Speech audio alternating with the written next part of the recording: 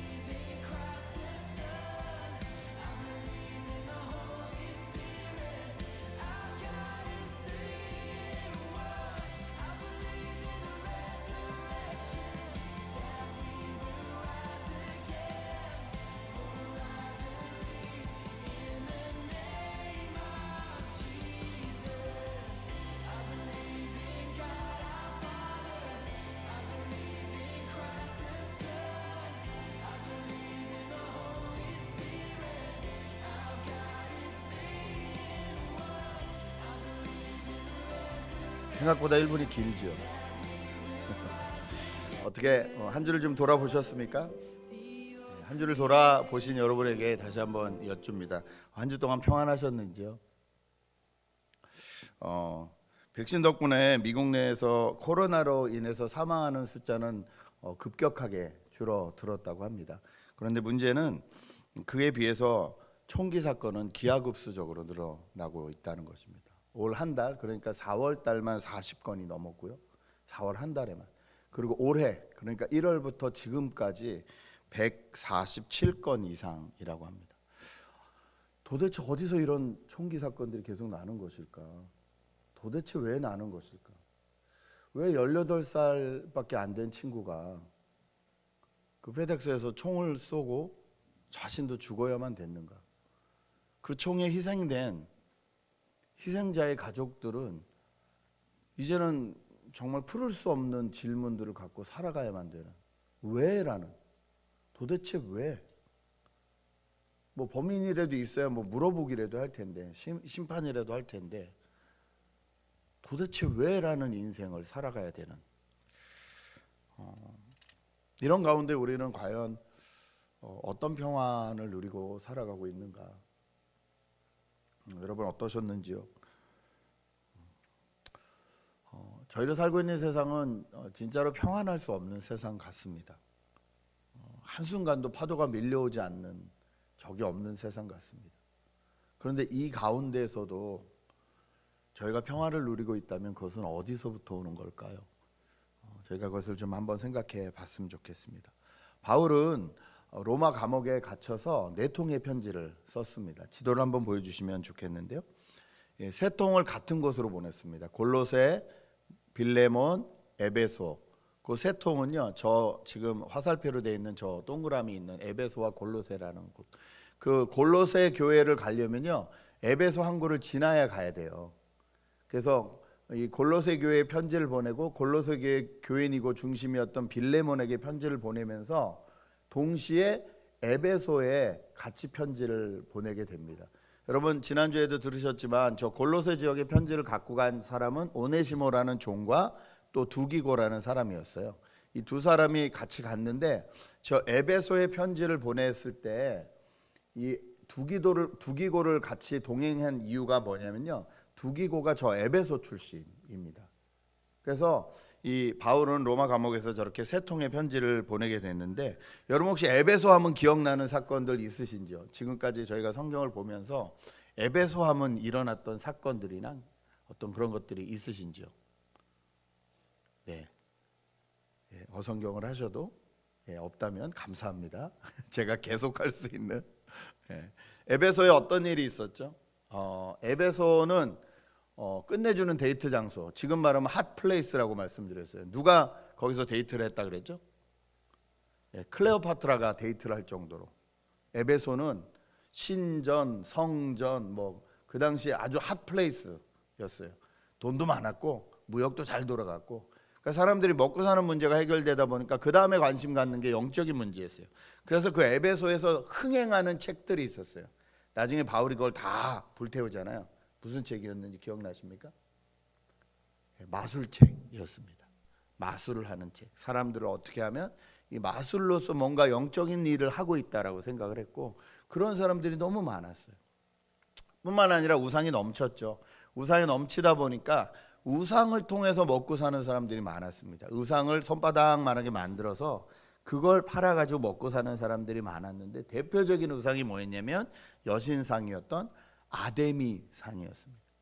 그래서 이 아데미상이 바울이 복음을 전해서 안 팔리게 되니까 바울 잡아 죽이려고 사람들이 원현극장에 모였는데, 그 사람들이 수없이 모인 거죠. 원현극장 에베소에 가시면요, 한 2만 명 들어간대요.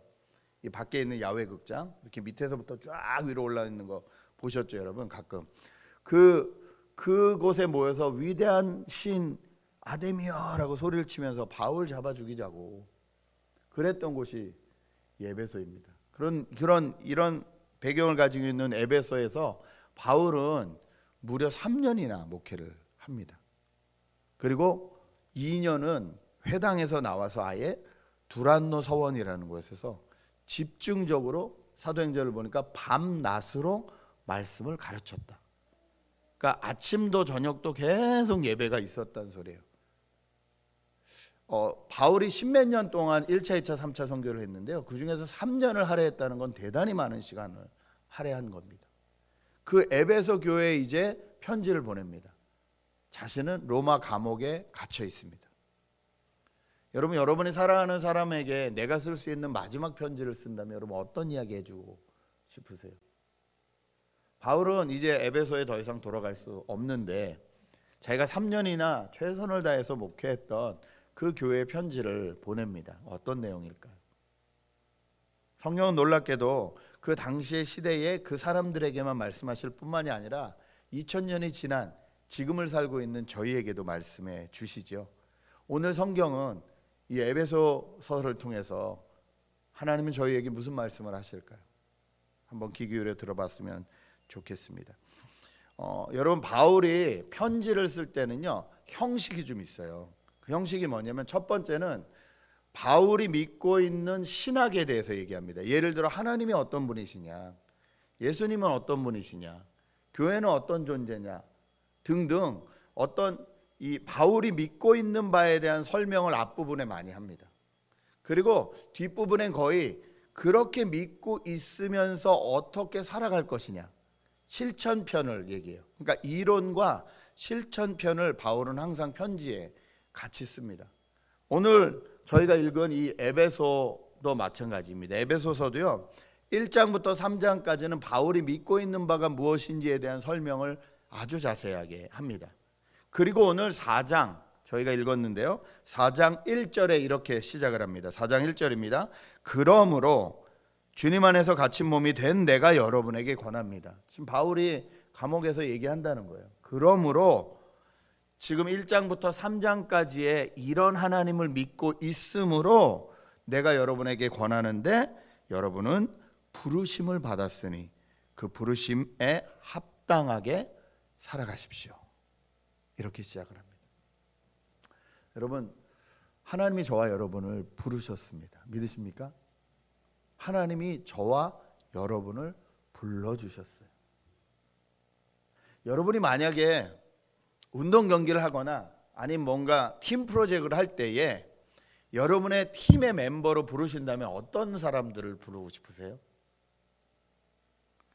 뭔가 그것에 뛰어난 기능이 있거나 기술이 있거나 번뜩이는 아이디어가 있거나 능력이 있는 사람을 뽑고 싶지 않으세요? 그런데 하나님은 하나님 나라의 팀으로 저희를 부르시는데, 능력이 있거나 하나님 나라에 정말 도움이 많이 된다거나 그래서 저희를 뽑으신 것이 아니란 말이에요. 저희가 죄인 되었을 때 아직도 하나님을 하나님이라고 인정하지 못하는 부분이 많은 그 상태일 때 하나님이 저와 여러분을 불러 주셨다라고 성경은 기록합니다. 여러분, 이것이 여러분에게 은혜가 되시는지요? 여러분에게 감동이 되시는지요? 사람은 누구나 무엇인가를 추구하며 살아갑니다. 그런데 많은 경우 사람은 의미를 추구하며 살아가게 됩니다. 물론 가끔 재미를 의미보다 더 추구하며 살아가시는 분들이 계세요. 그런데 잘 생각해 보면 그분들에겐 재미가 의미예요. 누군가를 막 웃겨주는 게 의미인 사람들이 보통 개그맨 하잖아요. 누군가를 웃겨주는 게 자기한테는 의미 있는 삶인 거예요. 그러니까 누구나 다 의미를 추구합니다. 요즘은 유튜브 시대죠. 저도 몰랐는데 요즘 젊은 친구들은 구글로 서칭 안 한대요. 깜짝 놀랐어요. 이게 올드 세대냐 신세대냐를 구별하는 방법 중에 하나가 뭐냐면, 내가 알고 싶은 정보를 뭘로 찾느냐. 구글로 찾으면 이미 올드 세대래요. 저 충격받았어요. 다 유튜브에 물어본다는 거예요. 영상까지 자세히 다 나오니까. 저희 교회도 유튜버가 계십니다만 몇 분. 재미로 시작을 했지만 재미로 끝나지 않는 것 같아요. 이제는 의미 있는 게 뭔가. 여러분들의 의미를 위해서 어제 저도 잘 봤는데 새우튀김, 의미를 추구하게 되는 것 같아요. 지난주에 이렇게 클립들을 보다가 직업을 4번 바꾼 분의 이야기를 봤습니다.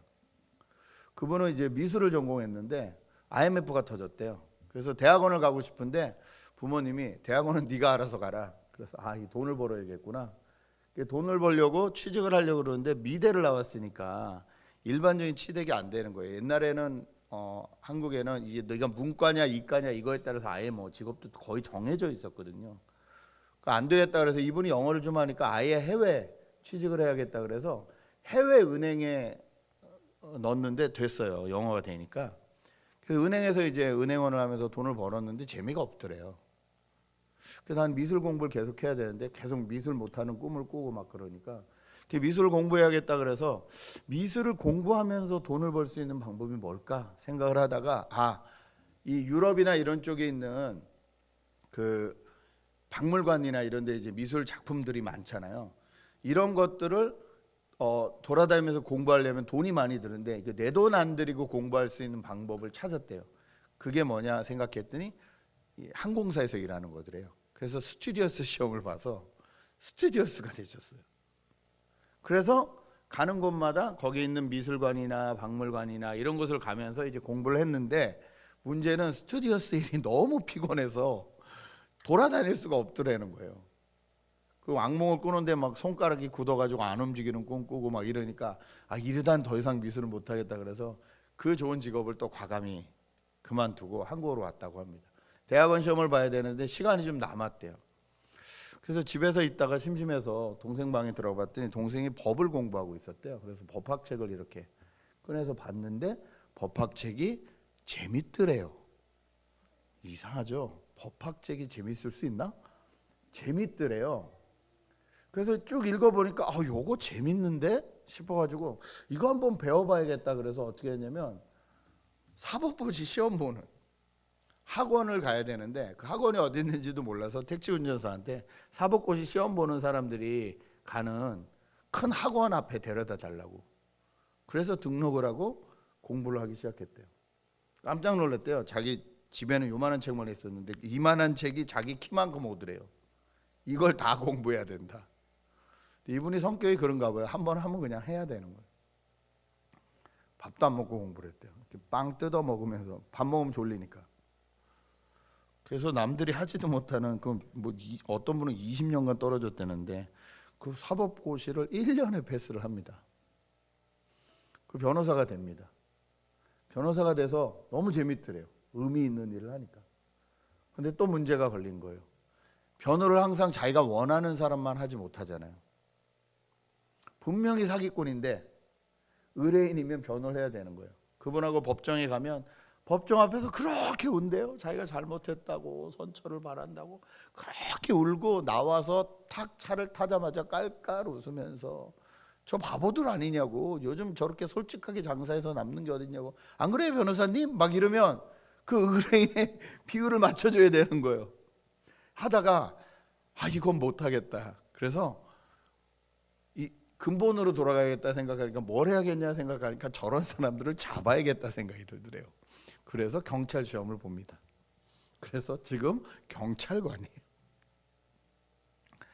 처음엔 돈으로 시작했다가, 돈 벌려고 시작했다가 점점 의미를 추구하시는 이분의 인생을 보면서 사람은 참 의미를 추구하며 살아가게 돼 있구나. 더 놀라운 건 이분이 요즘은 CPA 공부를 한대요. 그래서 왜 또 직업을 바꾸시려고요? 그랬더니 직업을 바꾸려는 게 아니라 요즘 범죄는 하도 교활해서 이 세법 문제를 잘 피해간다는 거예요. 텍스 문제를. 이거를 공부해서 사람들을 잡으려고, 범인들을 잡으려고 아예 따는 거예요. 이분은 그냥 필요하다 그러면 따는 거예요. 공부해서. 이분이 한국에서 참 큰일 중에 하나를 했습니다. 그게 뭐냐면 한국은 경찰과 검찰이 엄청나게 힘싸움을 해요. 서로 자기들 밥그릇 챙기겠다고. 근데 이분은 변호사였잖아요. 검사 쪽에 있어 봤잖아요. 법을 알잖아요. 그리고 지금 경찰로 일을 하고 있잖아요. 이 대화가 안 되는 이 무리들 사이에서 중재 역할을 계속 하는 거예요. 그래서 검찰과 경찰이 진짜 시민을 위하고 범인을 잡는 일이라는 목적 아래서 어떻게 하나가 될 수 있나, 이걸 계속 지금 연결해 주는 역할을 하고 계시는 이야기를 보았습니다. 그 얘기를 보면서 그 생각이 들었어요. 사람은 의미를 추구하며 살아가게 돼 있는데 나는 내 인생에 어떤 의미를 추구하고 있나, 이 생각을 하니까 나는 누구인가, 이 생각이 났고 나는 무엇을 하라고 이 시간 이 자리에 여기에 있는 사람인가라는 생각을 하게 됐습니다. 여러분, 이것이 부르심입니다. 하나님이 저와 여러분을 불러주셨다는 거예요. 지금 이 자리로, 지금 이 상황으로 저희를 불러주셨다는 거예요. 그렇다면 우리가 생각해 봐야 될 것은요, 나는 하나님이 불러주신 대로 살고 있는가, 이 부르심에 합당하게 살고 있는가, 이걸 생각해 보는 게 너무 중요하다는 거예요. 바울은 지금 감옥에 갇혀서 에베소 교인들에게 그 얘기하는 거예요. 여러분은 하나님이 불러주신 사람들입니다. 하나님이 여러분을 불러주셨습니다. 그 우상이 많은 그 땅에서, 그 놀게 많은 그 땅에서, 핫플레이스라고 말하는 그 땅에서 하나님이 여러분을 불러주셨습니다. 여러분이 잘나서가 아니라 여러분이 죄인 되었을 때, 여러분이 하나님 앞에 나갈 수 없는 상태였을 때 하나님이 여러분을 불러주셨습니다라고 이야기해 주고 있습니다. 동일한 말씀을 드립니다. 하나님이 저와 여러분을 불러주셨습니다. 왜 불러주셨을까요? 여러분, 왜 불러줬다고 생각하시는지요? 이것을 저희가 생각해야 되는 이유는요, 여기 계신 모든 분들, 또 인터넷으로 예배하시는 모든 분들이 동일하게 우리는 마지막 날 하나님 앞에 서야 되기 때문에 그렇습니다. 마지막 날 하나님 앞에 설 때 우리는 인생 이 모든 결산표를 가지고 하나님 앞에 서야 되는 거예요. 내가 너에게 허락해 준 인생 동안에 너는 뭐 하다 왔니? 라고 말씀하시면 그 결산표를 하나님 앞에 올려드려야 된다는 거예요. 그것은 과연 하나님이 나를 불러주신 부르심대로 살고 있는가? 이 문제에 대해서 우리가 생각해야 된다는 것입니다. 또 한 가지 볼 수 있는 건 오늘 이 본문에서 가장 많이 나오는 단어 중에 하나가 뭐냐면 하나예요. 하나님이 한 분이시다. 성령도 하나이시다. 그리스도의 몸도 하나이시다. 우리가 부르심 받았을 때 부르심의 목표인 소망도 하나이다. 6절은요, 하나님도 한 분이시다. 하나님은 모든 것의 아버지시요 모든 것 위에 계시고 모든 것을 통하여 계시고 모든 것 안에 계시는데 이분이 한 분이라는 거예요. 그리고 이 한 분이신 하나님, 삼위일체이신 하나님, 삼위이나 한 분이신 그 하나님이 우리를 하나로 불러주셨다는 거예요. 이 말은 나만 부르심을 받고 나만 구원받는 사람이 아니라는 의미입니다. 하나님은 저와 여러분을 공동체로 불러주셨어요. 하나님이 한 분이시기 때문에 우리는 그 공동체 안에서 하나가 될 수 있는 거예요. 이게 우리가 공동체성을 지킬 수 있는 근거의 말씀이 됩니다. 하나님이 한 분이시라는 거예요. 삼위 되신 하나님이 한 분이시라는 거예요. 이것이 나에게 다가오면 이제는 나는 나고 너는 너가 아니에요. 내가 넌 거예요. 공동체로 불러주셨으니까. 공동체로 불러주신 의미가 있을 거 아니에요. 이유가 있을 거 아니에요. 우리는 그 부르심대로 살아가고 있는가? 여러분 기억하십시오. 하나님이 여러분을 혼자로 불러주지 않으셨다는 거. 공동체로 불러주셨다는 거. 그리고 하나님은 이 불러주신 우리에게 두 번째로 은혜를 주셨습니다. 7절 말씀 한번 보시죠. 같이 읽을까요? 7절 시작. 그러나 하나님께서는 우리 각 사람에게 그리스도께서 나눠주시는 선물의 분량을 따라서 은혜를 주셨습니다. 여기 나오는 단어 은혜, 선물 같은 단어입니다. 카리스라는 단어예요. 여기서 파송된 단어가 은사, 카리스마라는 단어이죠. 은혜와 선물과 은사는 다 똑같은 말이에요.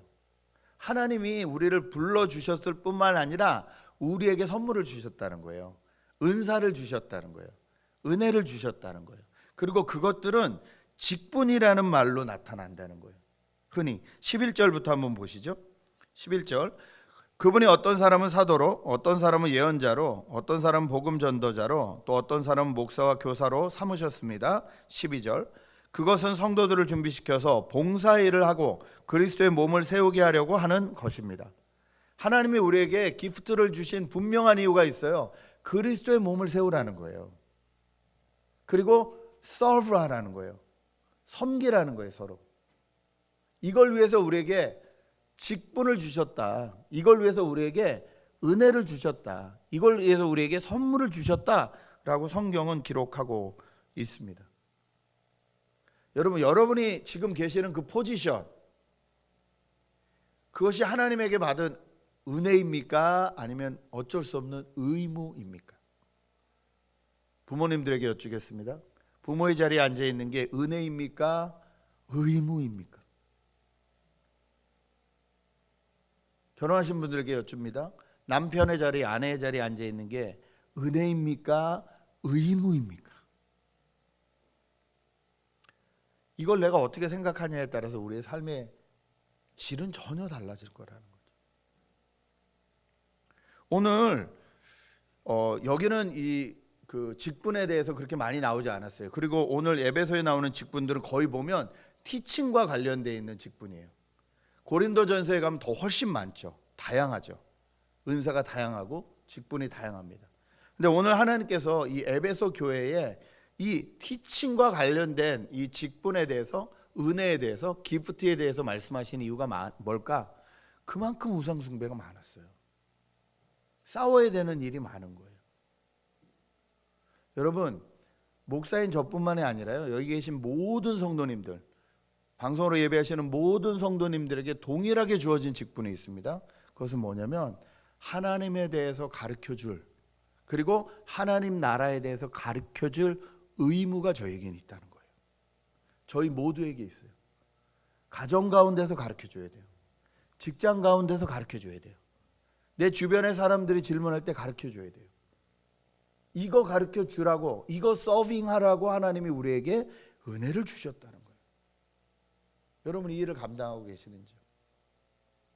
지난주 한 자매가 일터에서 한 3개월에 한 번씩 계속 보는 손님인데 갑자기 애들 있냐? 애들 있다 그러니까 이름 뭐냐? 이름이 이거다 그러니까 너 크리스찬이야? 그러더래요. 미국 사람들이 그거 잘 안 묻잖아요. 크리스찬이야? 그렇다 그러니까 정색을 하고 나는 불교인데 내 코워커가 나보러 맨날 너 하나님 안 믿으면 지옥 간다 그러더라. 너 어떻게 생각하니? 이렇게 묻더래요. 여러분, 이런 질문 받으면 뭐라고 대답해 주시겠어요? 그 자매가 고민이 된 거예요. 그 말이 맞는데. 그 말이 맞는데. 맞아. 이러면 어떻게 되겠어요? 이걸 어떻게 전해줘야 돼요? 여러분, 지옥은 뭔가요? 여러분, 지옥은 뭐죠? 여러분, 천국은 뭔가요? 개념 정리되어 계십니까? 누가 물으면 천국이 뭐야? 그럼 여러분 뭐라고 얘기해 주실래요? 오늘 한번 대답해 보실까요? 유튜브로 말 되게 잘하던데. 깜짝 놀랐는데 저 어휘력에. 저렇게 어휘력이 좋았었나? 아까 찬양했잖아요. 천국이 뭘까요? 하나님이 계신 곳이 천국이에요. 죽어서 가는 곳이 천국이 아니에요. 하나님이 내 가정에 계시면 거기가 천국이에요. 하나님이 내 가정에 함께 안 계시면 거기가 지옥이에요. 지옥과 천국에 대한 이 근본적인 질문, 이 죽음에 대한 질문, 두려움에 대한 질문에 대해서 저희는 대답해 줄 수 있어야 됩니다. 이거 하라고 하나님이 우리를 은사를 주시고 은혜를 주시고 선물을 주시고 불러주셨다는 거예요. 하나님 나라는 어떤 나라인지, 하나님이 그 사람을 향한 어떤 계획을 가지고 계신지 그거 얘기해 주라고 우리를 불러주셨다는 거예요. 우상이 득실득실하고 세상적인 핫플레이스 찾아다니기 바쁜 그 사람들에게, 그 에베소 교인들에게 바울은 얘기하는 거예요. 하나님이 은혜를 주셨습니다. 그 은혜를 주신 이유는 그리스도의 몸을 세우고 봉사하라고 주셨습니다. 여러분, 저에게 맡겨진 가정, 저에게 맡겨진 직장, 저에게 맡겨진 세상 사람들을 향해서 하나님과 하나님 나라를 소개해 주실 수 있는 저와 여러분 되시기를 주님의 이름으로 축복합니다. 14절 이렇게 말합니다. 우리는 이 이상 더 어린아이로 있어서는 안 됩니다. 우리는 인간의 속임수나 간교한 술수에 빠져서 온갖 교훈의 풍조에 흔들리거나 이리저리 밀려다니지 말아야 됩니다. 세상이 이렇다면 그런 거 아닌가? 세상이 저렇다면 저런 거 아닌가? 세상이 진화론이 맞다 그러면 이거 맞는 거 아닌가? 교회를 오래 다녔는데 짬밥은 쌓였는데 1대1로 딱 붙어서 얘기해보라 그러면 그냥 입이 막혀버리는, 그 어린아이의 자리에 더 이상 있어서는 안 됩니다. 바울은 에베소 교인들에게 간절하게 얘기하고 있어요. 하나님은 저와 여러분에게 말씀하고 계세요. 모르는 건 모른다고 솔직하게 얘기하면 됩니다. 그러나 알고 싶어하는 사람들에겐 적어도 먼저 부름받은 저희가 아는 만큼 전해줘야 된다는 거죠. 우리만 하나님의 선물을 누려서는 안 됩니다. 우리만 하나님의 그 은혜 가운데 살아서는 안 됩니다. 하나님은 저와 여러분을 통해서 이 은혜를 다른 사람들이 누릴 수 있도록, 다른 공동체가 누릴 수 있도록 불러주셨고 은사를 주셨다는 걸 꼭 기억하셨으면 좋겠습니다. 마지막으로요, 하나님은 우리가 계속해서 자라날 수 있도록 불러주셨다는 거예요. 13절, 15절 말씀 같이 읽겠습니다. 13절부터 읽습니다. 시작. 그리하여 우리 모두가 하나님의 아들을 믿는 일과 아는 일에 하나가 되고 온전한 사람이 되어서 그리스도의 충만하심의 경지에까지 다다르게 됩니다. 여러분, 우리의 꼴은 그리스도의 충만하심이에요. 15절 시작. 우리는 사랑으로 진리를 말하고 살면서 모든 면에서 자라나서 머리가 되시는 그리스도에게까지 다다라야 합니다. 그리스도에게까지 달아야 된다. 이것이 부르심을 받은 우리들의 골이에요. 여러분, 이거 가능하다고 생각하세요? 그리스도에게까지 갈 수 있을까요? 그리스도에게까지는 과연 뭐야? 생각할 수 있잖아요. 그러니까 그러면 몇 가지 그냥 그리스도가 하신 일을 생각해 보자고요. 첫째, 율법학자들이 법으로 따지고 막 사람들을 죄려고 그러고 뭐 이렇게 얘기할 때 거기에 대해서 하나님의 말씀으로 반론해 줄 수 있나? 둘째, 그 동네, 그 당시 죄인이라고 말하는 사람들, 세리라든지 창기라든지 여러 사람들과 예수님은 함께 있으시면서 하나님 나라를 계속 가르쳐 주셨는데 우리는 그런 사람들과 어울리면서 그런 사람들을 섬길 수 있나?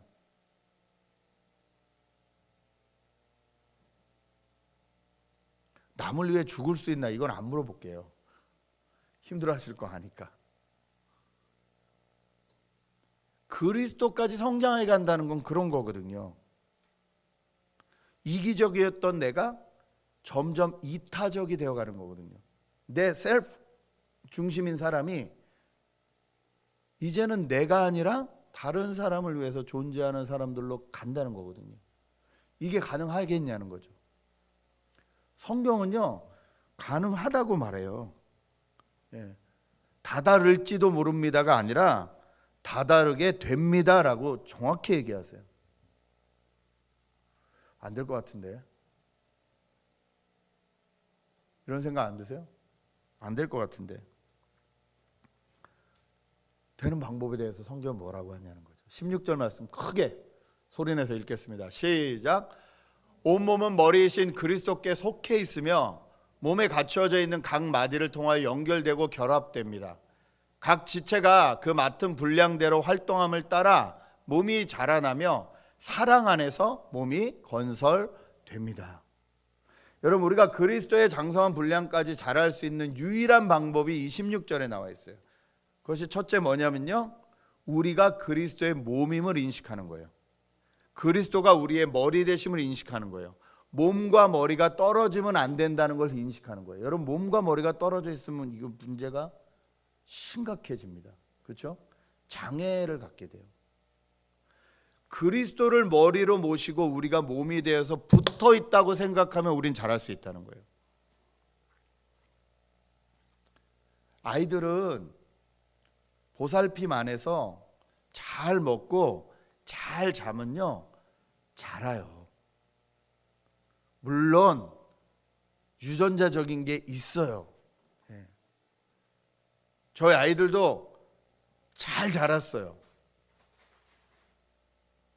미안하게 제 이상 자라지 못해서 그렇지 저희 아이들도 잘 자랐어요. 그래도 저는 살짝 넘었어요. 엄마가 좀 더 커서. 그런 한계는 있어요. 그러나 자라요. 건강하게 붙어 있으면 자라요. 건강하게 먹고 자면 자라요.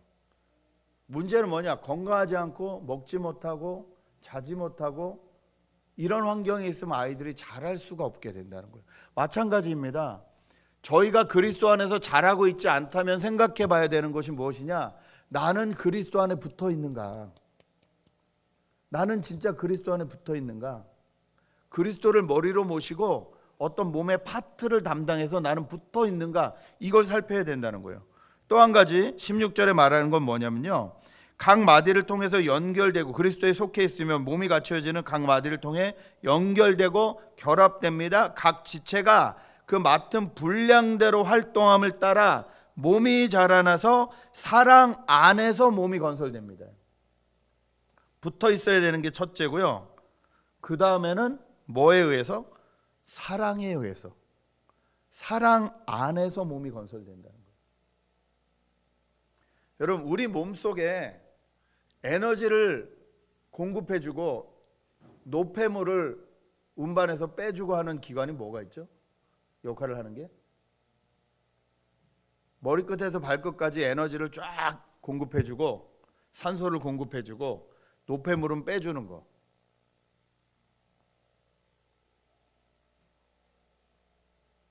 왜 그래요? 무섭게. 일부 어른들도 대답하던데. 피, 혈액. 여러분, 피가 돌아야 산소가 공급되고 에너지가 공급되는 거예요.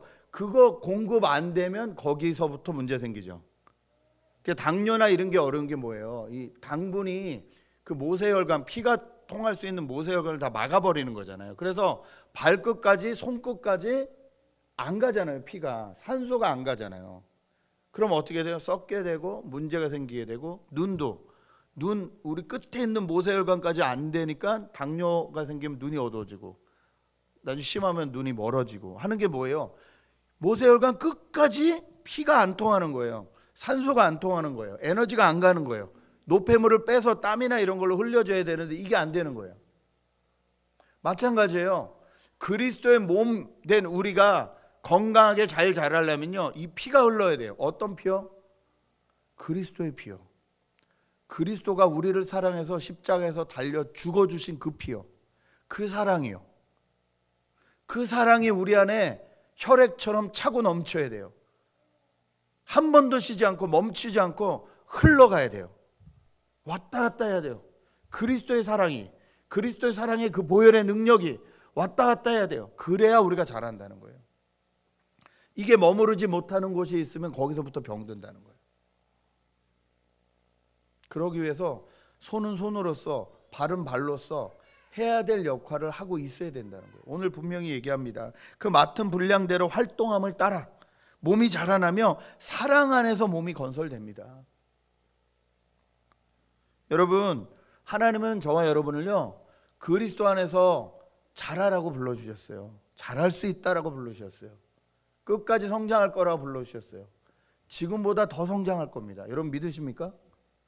예, 지금보다 더 성장할 거예요. 저희는 저희 아이들이 성장하듯이 저희도 성장할 거예요. 그리스도 안에서 성장할 거예요. 오늘도 헌화식이 있지만 헌화식을 하는 부모님들과 같이 태어남에 대하여라는 책을 읽었어요. 그 책에 보면 두 가지가 나와 있어요. 사람은 한 번 육체적으로 태어나고 두 번째는 하나님 안에서 거듭나야 된다. 두 번 태어나지 못한 사람은 두 번 죽는다는 거예요. 그러나 두 번 태어난 사람은 한 번만 죽는다는 거예요. 첫째 태어나는 것, 이것이 부모로서의 역할이었다고 생각하면 안 된다는 거예요. 이것보다 더 중요한 역할은 뭐냐?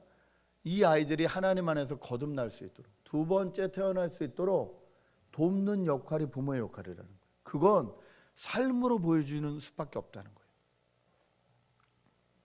여러분, 우리는 자라나야 돼요. 그리스도 안에 있으면 가능해요.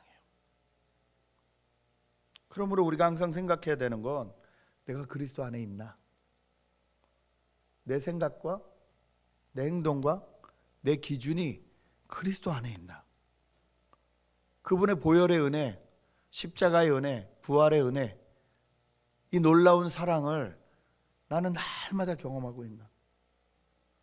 십자가가 뻔한 거 맨날 십자가가 아니라 십자가를 생각할 때마다 정말 내 안에 은혜가 넘치나? 이게 유일한 우리의 사랑한다는 이 증거인데, 왜 남편이 아내가 옆에 있는 사람이 사랑해 말해주는 건 매일 듣고 싶으면서 주님이 사랑한다고 말씀하시는 거는 지겹다고 얘기를 하나?